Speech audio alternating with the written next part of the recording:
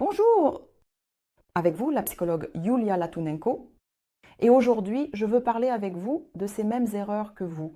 Répétez souvent dans votre vie, on dit que les situations se répètent, les acteurs changent, mais le scénario reste le même. Pourquoi? Est-ce ainsi? Essayons de comprendre cela aujourd'hui.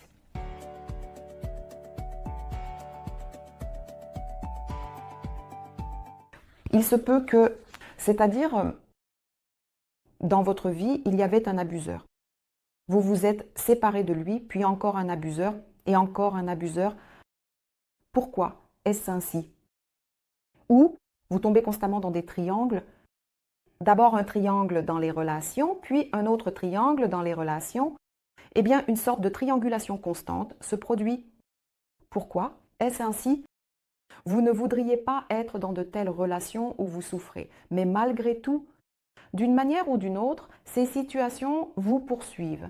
Mais il semble que ce sont les situations qui vous poursuivent. En réalité, c'est vous qui poursuivez ces situations. Mais pourquoi?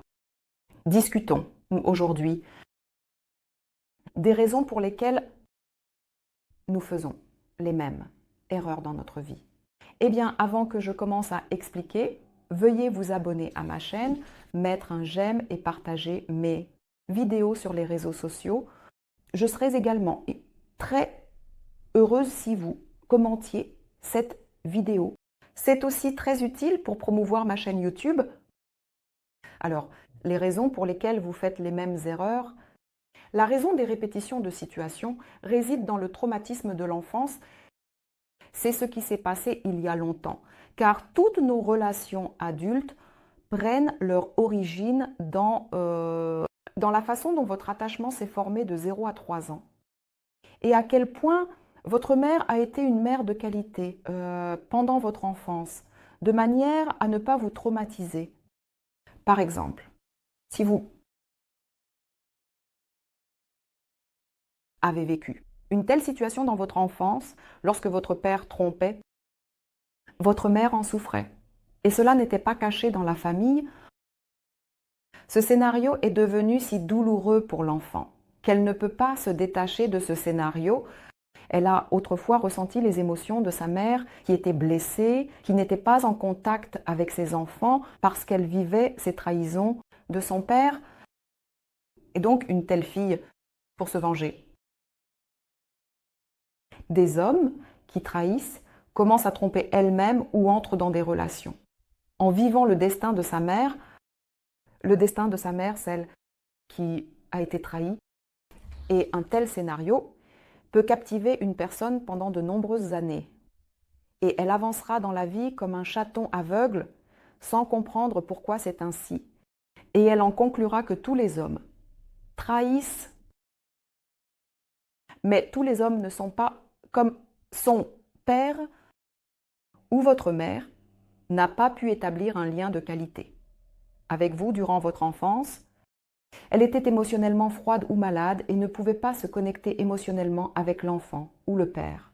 Par ses actions, pouvait la distraire de l'enfant et la mère s'inquiétait pour la relation et n'était pas assez sensible, chaleureuse, émotionnellement impliquée avec l'enfant. Elle était formelle, elle faisait tout pour que l'enfant survive, nourrissait, changeait les couches, mais elle n'était pas émotionnellement impliquée. Et alors, un tel enfant se sentira émotionnellement abandonné. Son scénario selon lequel l'amour est un abandon sera comme le leitmotiv de ce film qu'elle vivra toute sa vie. Abandon, des hommes qui disparaissent. Pourquoi est-ce ainsi? Parce que nous projetons notre expérience infantile précoce sur les hommes, ce qui nous est arrivé autrefois, de 0 à 3 ans. Et si la mère était ignorante, abandonnante, émotionnellement non impliquée, alors je vous mettrai devant 10 hommes et vous choisirez intuitivement celui qui répétera toute cette expérience que vous n'avez pas vécue pleinement, que vous n'avez pas digérée dans votre enfance. Pourquoi choisissons-nous de tels hommes? Je comprends tout cela.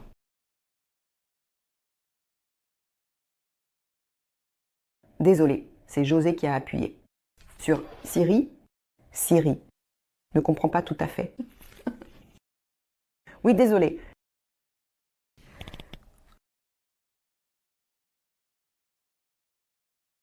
Donc, un tel abandon sera script de temps de script, le scénario principal de la vie humaine. Peu importe que vous soyez un homme ou une femme, dans votre vie, vous aurez l'impression que tout le monde vous abandonne. Parce que d'une certaine manière, vous vous dirigerez vers cette personne dans une relation. Vous la choisissez aussi inconsciemment, car cette personne vous permettra de toucher encore et encore cette expérience douloureuse et inachevée. Comme nous le disons, ce sont des gestalts inachevés. Pour que vous surmontiez cette expérience et que vous libériez du piège de ce traumatisme, sans toucher à l'expérience douloureuse, il n'y a aucune chance de s'en libérer du piège. C'est pourquoi nous attirons dans notre vie des abuseurs, des manipulateurs, tout ce qui nous est bien familier, parce que la psyché choisit toujours ce qui nous est familier. Voilà pourquoi ces pièges fonctionnent si bien. C'est-à-dire que ce ne sont pas vraiment des pièges, mais c'est votre psyché qui vous fait tourner en rond, afin qu'en fin de compte, vous brisiez ce cercle vicieux et que vous résolviez ce problème, compris qu'il y a des limites, que l'abandon est... Si vous avez un moment difficile, dans la vie, une personne proche vous quitte, c'est un drapeau rouge pour que vous n'ayez pas peur de perdre. Comme vous aviez peur de perdre votre mère autrefois, car elle était émotionnellement distante, pour que vous surmontiez cela, car vous êtes un adulte, vous devez surmonter cette expérience. C'est pourquoi ces obstacles sont présents dans votre vie et c'est non traité. Par la conscience. Inconsciente, l'expérience traumatique conduit à ce qu'une personne puisse vivre toute sa vie prisonnière de son traumatisme d'enfance sans même savoir que l'essence du problème réside dans son subconscient. Il semble donc que, là-bas dans la rue, il y a tous ces abuseurs, manipulateurs, toutes ces mauvaises personnes qui causent de la douleur, à qui on ne peut pas faire confiance. Oui, je ne le nie pas, ils existent. Mais le fait que vous ayez été en contact avec une telle personne indique un reflet par ces mauvaises personnes, pour le dire doucement. Un reflet de votre problème intérieur, de votre codépendance, de votre traumatisme de développement. Et cela reflète le fait, c'est que quelque part notre conscience n'est pas devenue adulte. Elle présente encore des signes d'infantilisme. Donc il faut travailler à développer des qualités adultes dans sa personnalité. Et quelles sont ces qualités adultes? Ce sont les limites. Ressentir ses propres limites, ne pas avoir peur de blesser quelqu'un, ne pas avoir peur de dire stop et non. Et marquez vos limites dès que vous ressentez un petit inconfort intérieur. Votre corps vous donne toujours des signaux. Vous vous tendez lorsque quelque chose est désagréable. Une telle tension apparaît dans le corps. Un tremblement peut survenir. La respiration peut être retenue ou au contraire, devenir très intense. Apparaître. Ou vous transpirez ou vos doigts tremblent. Ce sont tous des signaux que votre corps vous envoie pour vous dire que quelque chose ne va pas, probablement. Quelque part, vos limites sont violées. Récemment, j'ai eu une session avec une jeune fille qui pensait que elle devait être une gentille fille et si elle disait quelque chose, elle se mettait en quatre pour le réaliser. Mais tout accord qui n'est pas notarié, légalement, tout accord qui est formé en bonne et due forme et en conformité avec la loi, oralement, peut être révisé. Et chaque personne qui n'a signé aucun document a le droit de changer d'avis.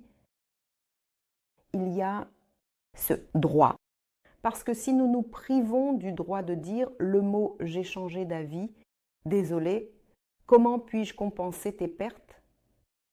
Parce que j'ai changé d'avis, j'ai été trop rapide à te dire oui, je n'ai pas compris les signaux de mon corps. J'ai été trop rapide, maintenant j'ai réfléchi et j'ai changé d'avis. Chaque personne a ce droit. Bien sûr, nous ne pouvons pas agir ainsi lorsque nous avons des contrats sérieux qui sont assortis d'une responsabilité juridique, nous assumons cette responsabilité, mais s'il n'y a pas de document légalement certifié, que devez-vous faire? Cela et cela, cela signifie simplement que vous avez le droit de changer d'avis et vous n'êtes pas responsable des sentiments de la personne parce qu'une personne doit savoir que tout le monde, tout change. Dans la vie, rien n'est permanent. La vie, c'est le changement. Et le mot « j'ai changé d'avis » est un mot assez adulte et conscient. On peut le dire si vous vous êtes précipité pour dire oui à quelqu'un, parce que si vous ne dites pas « j'ai changé d'avis », vous allez vous exposer à la violence. Et avant tout, le principal agresseur dans cette situation sera vous-même, envers vous-même. C'est pourquoi je vous propose de dire ces mots. Si vous sentez que quelque chose ne va pas, je vous rappelle encore une fois que je suis très reconnaissant pour les abonnements à ma chaîne. Alors abonnez-vous, appuyez sur « J'aime », c'est également très précieux. Et partagez mes vidéos sur les réseaux sociaux, que plus d'Ukrainiens trouvent mes vidéos et puissent, comme vous, recevoir du contenu de qualité en psychologie. Donc, continuons à propos des pièges dans les relations. Je vais donner un autre exemple. Si, par exemple, on disait à un enfant dans son enfance que nous t'aimons tout en se moquant, en humiliant, en frappant cet enfant, alors cet enfant grandira ensuite avec un scénario et il pensera que l'amour c'est quand on frappe et qu'on se moque. Et il répétera cela en boucle. C'est précisément ce scénario jusqu'à ce qu'elle comprenne qu'à un moment donné, elle a pris une mauvaise décision. À un moment donné, les parents l'ont aidée, entre guillemets, à définir l'amour, comme un sacrifice. Mais l'amour n'a rien à voir avec la violence. Alors, quelle est la meilleure façon de rompre ce cercle dans lequel vous répétez toutes ces expériences négatives et souffrez encore et encore? En répétant les mêmes erreurs, on peut s'adresser à un spécialiste qui travaille avec les traumatismes infantiles. La psychothérapie est le meilleur moyen de travailler avec le traumatisme infantile. Je vous souhaite à chacun de trouver votre excellent, meilleur psychologue pour travailler sur vos traumatismes infantiles. Ne tardez pas, car plus vous commencez tard, plus le travail sera long. Eh bien, je vous dis au revoir et j'espère que ma vidéo vous a plu. Alors mettez un j'aime, écrivez des commentaires et partagez mes vidéos sur les réseaux sociaux.